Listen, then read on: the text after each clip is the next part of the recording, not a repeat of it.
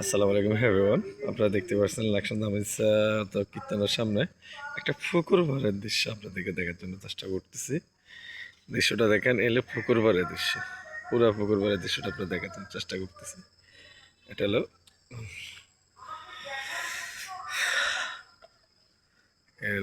দৃশ্য, বাকি দৃশ্য আপনারা দেখানোর চেষ্টা করতেছি।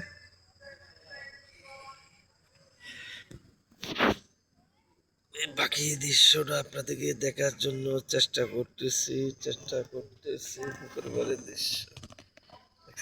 কি দৃশ্য, মানে এটা অজাব একটা ঘটনা আমাদের এলাকার পাশে নামিছে।